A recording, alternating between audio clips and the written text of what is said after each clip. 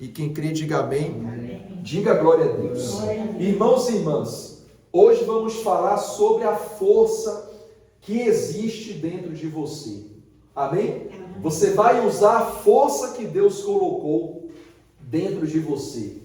E para você entender, a gente vai ler a Bíblia. Daqui a pouco a gente vai ler. Mas antes, eu quero dizer uma coisa para os irmãos e para as irmãs. Todos nós temos dois momentos na nossa vida. Todo mundo tem isso. Seja da igreja ou não da igreja. Todo mundo tem um momento de fraqueza e um momento de força. O momento de fraqueza são os problemas que surgem na nossa vida. Injustiça, calúnia, dificuldade. Há dias que correm melhor, há dias que não correm tão bem. Então todo mundo tem o alto e o baixo, os altos e baixos da vida. E também todo mundo tem momento de força. Quando a pessoa ela tem que tomar uma decisão, vou dar um exemplo, de mudar de emprego, ela tem que ser forte. Para ter coragem para largar o antigo e procurar um novo. Quem percebe o pastor? Então todo mundo tem que ter força. Força de vontade, força de querer vencer. Todo mundo tem que também querer ter força para ajudar alguém. Você estando forte, você consegue falar para alguém também ser forte. E se você estiver com fraqueza, como é que você vai passar força para essa pessoa? E quantos de vocês, mesmo com fraqueza, com dificuldade, você usou a força que tem para ajudar alguém? É verdade ou não é? Quem concorda com o pastor? Então, a gente precisa usar a força que Deus colocou dentro de nós. Repita comigo, eu preciso usar a força que Deus colocou dentro de mim. E isso está na Bíblia. A gente vai ler a Bíblia agora, Juízes capítulo 6, e você vai entender o porquê da mensagem de hoje, fala sobre força. Diz assim, ó, Juízes 6, versículo 11. Juízes capítulo 6, versículo 11. Espera aí que eu vou ajudar aqui a minha mãe. Espera aí, fecha aqui. Não, é normal, fica tranquilo. A Juízes não saiu daqui não, ele está aqui. Juízes capítulo 6, quer ver? Peraí, está quase, pronto, Juízes, aqui. Aleluia. Versículo 11. Quem encontrou, igreja? Juízes 6, versículo 11.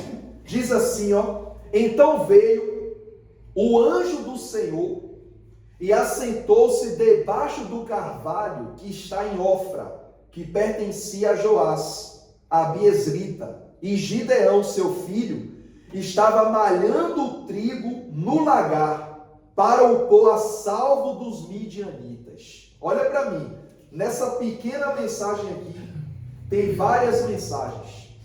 A primeira, o anjo do Senhor aí, o A está com letra maiúscula. Não está assim? Com A maiúsculo? Quando você lê na Bíblia, no Antigo Testamento, falando a palavra anjo, e o nome anjo tem o A maiúsculo, sabe quem é? É Jesus. Muita gente acha que Jesus só esteve na terra depois que nasceu de Maria e pregou, mas não. Jesus, desde o início, já andava fazendo as obras, os milagres, a dar recados, a falar das maravilhas de Deus. A Bíblia fala aqui, ó, que o anjo do Senhor, porque Jesus é do Senhor, amém? Jesus Cristo é o Senhor. Então, com A maiúsculo, esse anjo é quem? É Jesus. Quem percebeu, pastor? Eu vou voltar a explicar. Toda vez que você lê a Bíblia, no Antigo Testamento, e vê a palavra anjo, ou até no Novo Testamento também, mas vê a palavra anjo com o A maiúsculo, é Jesus Cristo. Com o A minúsculo, é os anjos normais que existem. Mas o A maiúsculo, você quando lê, olha, o pastor falou isso, está aqui, ó. A maiúsculo é o próprio Jesus, igreja. Quando o anjo apareceu para Moisés, era A maiúsculo, Jesus também. Quando o anjo destruiu 180 mil soldados inimigos, anjo com A maiúsculo, foi Jesus também. Porque Jesus não é só paz e amor, ele também é guerreiro. Diga glória a Deus. Glória a Deus. Tanto é que ele expulsa os demônios. Olha o poder que ele tem. Quando ele esteve na terra, Ele expulsava legiões. Legião equivale a quase 12.000 espíritos. Ele expulsava só com a palavra. Ele tem autoridade. Você serve a um Deus vivo, poderoso e é o nosso Salvador. Diga glória a Deus. Glória a Deus. Então veja bem, a Bíblia diz que o anjo aparece. E quando aparece, ele vê Gideão malhando trigo no lagar. Olha para mim, está tudo ao contrário aqui. Lagar é o lugar de pisar as uvas, não é de malhar trigo, está tudo ao contrário.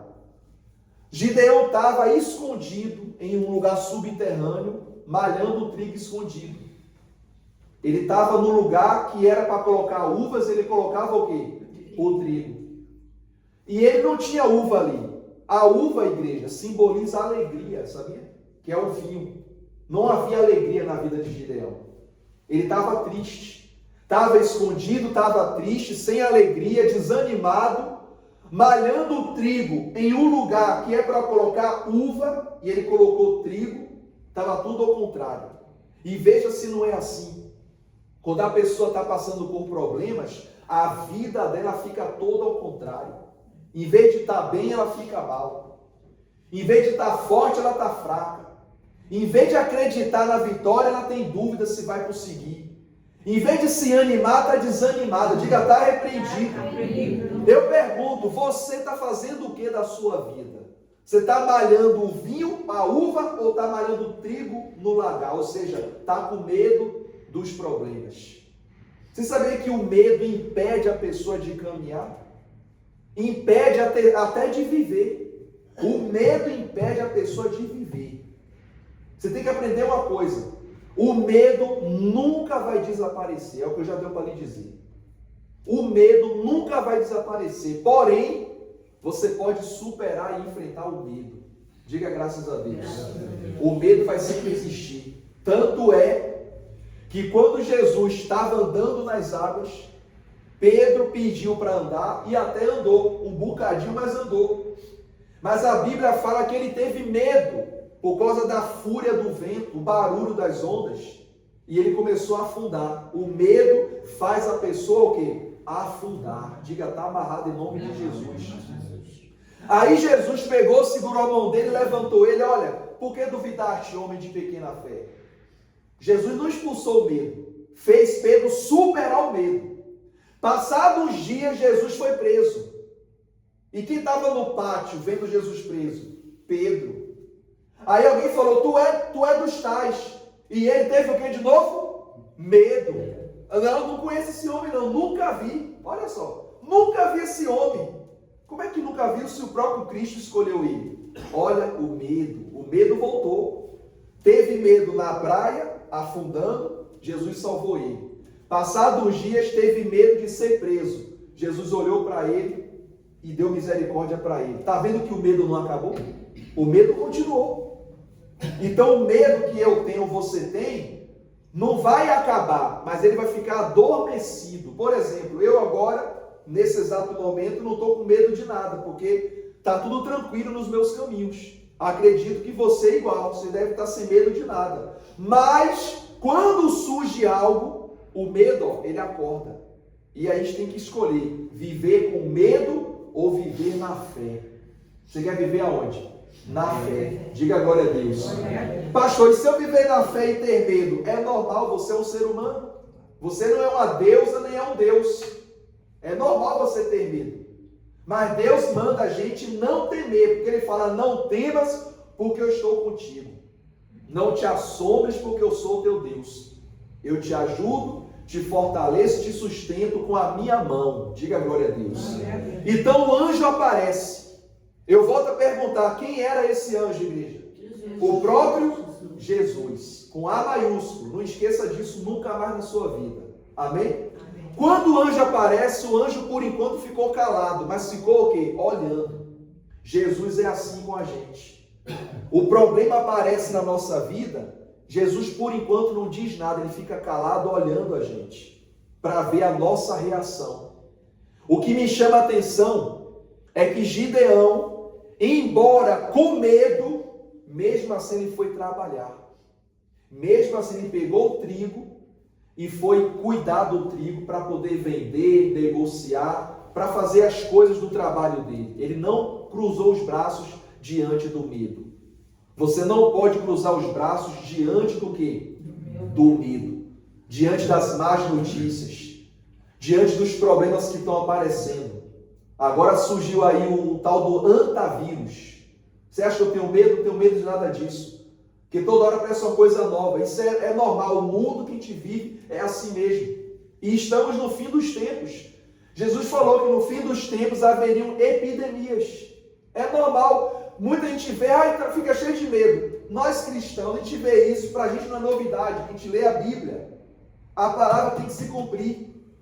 Rumores de guerra. Olha a guerra da Ucrânia com a Rússia até hoje. Não acaba. Israel também lá, a mesma coisa. Sempre tendo guerra. Quem percebe o pastor? Mas não podemos ter medo. Temos que ter a nossa fé. Então o anjo aparece e olha para ele. E olha o que aconteceu. Versículo 12. Então, o anjo do Senhor fez o quê? Lhe apareceu e disse: o Senhor é contigo, homem valente. Olha que palavra. Homem valente, o Senhor é contigo. Por que Jesus falou isso para Gideão? Gideão não estava enfrentando guerra com soldados.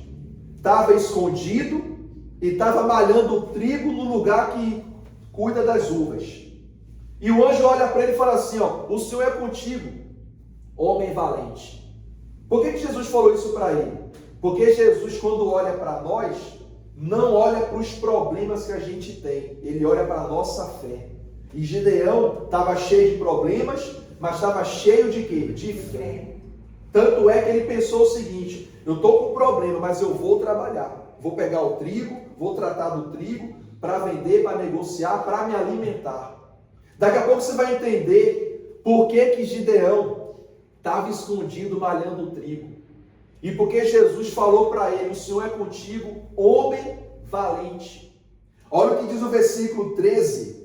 Respondeu Gideão: ai, Senhor meu, se o Senhor é conosco, com o povo, por que nos sobreveio tudo isso? E que é feito de todas as suas maravilhas que nossos pais nos contaram, dizendo: não nos fez o Senhor subir do Egito? Porém agora o Senhor nos desamparou e nos entregou nas mãos dos midianitas. Olha para mim, quem eram os midianitas? Vamos agora dar uma pausa em Gideão e falar dos midianitas. Midianitas é quem vem de Midian, uma cidade que Abraão viveu há muito tempo atrás. E lá era uma cidade corrupta. O pecado era muito grande, o povo era contra Deus, idólatra, adoravam deuses estranhos. Era um povo que, quando chegava, destruía tudo. Eram os midianitas. Eles, então, toda vez que Israel plantava trigo, uva, vinho, as coisas, esse grupo entrava e levava tudo. Roubava tudo. Imagina você vai às compras, enche sua arrecadação, armário de comida. Entra 20 pessoas que você nem conhece, invade tua casa, leva todas as comidas, leva seu sofá, leva tudo que é teu. É o tipo de midianita, é isso aí. São saqueadores. O diabo também é uma espécie de midianita. Ele quer roubar os seus bons pensamentos, quer roubar a sua esperança, quer roubar a sua fé, quer roubar a sua prosperidade, quer roubar teu sonho de ser feliz. Diga: está repreendido em nome de Jesus. Então o mal, ele veio com toda a força para tentar roubar a fé de Gideão. Gideão estava sofrendo muito, igreja. Não era fácil a vida dele, não. Como a sua vida também não é fácil, nem a minha, nem de ninguém. Mas nós temos que nos esforçar e temos que lutar e não desistir. Diga graças a Deus. Versículo 14. Então se virou o Senhor para ele e disse: vai nessa tua força e livra Israel da mão dos midianitas. Porventura não te enviei eu? O que Deus falou aí para ele? Vai nessa tua força. Está vendo aí, igreja? Gideão pensava que era fraco, mas na verdade ele era forte. Você às vezes pensa que é uma mulher fraca, um homem fraco, mas não é não. Vocês são fortes porque a força de Deus está dentro de vocês. A força que está aí dentro da sua vida não é força humana dessa terra, não. É uma força sobrenatural. É uma força divina. É uma força que sobrepõe todas as outras forças. É a força do Espírito Santo. E essa força foi que Jesus despertou dentro de Gideão. Quando diz aqui, no 14, então se virou o Senhor para ele e disse: vai nessa tua força e faz o quê? Livra Israel da mão dos midianitas. Porventura não te enviei eu? Aí diz aqui o 15, e ele lhe disse: Senhor meu, com que livrarei Israel? Eis que a minha família é a mais pobre em Manassés, e eu, o menor na casa de meu pai. Tornou-lhe o Senhor: já que eu estou contigo, ferirás os midianitas como se fosse um só homem. Diga glória a Deus. Olha que força. Olha o que Deus deu para Gideão: poder, para ele, através da fé, vencer aquela situação. A palavra de hoje veio na hora certa para abençoar a tua vida. Porque Deus quer que você use a força que Ele colocou dentro de você. E quando você usa essa força que está dentro de você, as coisas mudam fora de você. Olha só. A força está dentro e você começa a usar, muda-se no lado de fora. Começa a ter mudanças. Observe que Gideão, mesmo com medo, mesmo escondido, ele foi visitado por Jesus, igreja. Isso mostra que Jesus, ele não está se importando no dia que eu ou você estiver triste ou desanimado. Pode acontecer isso. Mas mesmo assim ele vai aparecer. Vai aparecer como? Trazendo soluções, trazendo sabedoria, principalmente trazendo a força que a gente precisa para a gente vencer. E para concluir, o apóstolo Paulo fez uma declaração quando ele falou: diga ao fraco, eu sou forte. Diga graças a Deus. E quando você usa essa força que está dentro de você, aí você vence todas as batalhas que aparecerem na sua vida. Diga comigo: a partir de hoje, eu vou usar ainda mais a força que Deus colocou dentro de mim. Use essa força para você lutar todas as batalhas da sua vida. Lutar pela sua saúde, lutar pela sua família, pela sua casa, pelo seu trabalho, pela sua vida financeira, profissional, pela sua salvação. Use a força que Deus lhe deu para você lutar. Quando você sai de casa e vem na casa de Deus, você está usando a força. Quando você pratica a palavra de Deus, você também está usando a força. Quando você ora na sua casa, ou na igreja, ou na rua, quando você ora ao Senhor em qualquer lugar, você está usando a sua força. Quando você ora por algum familiar que precisa de uma bênção, você está usando a sua força. Diga graças a Deus. Então use sempre a força que Deus colocou dentro de você. Quem entendeu a palavra de hoje? Amém? Fique em pé, por favor, em nome de Jesus.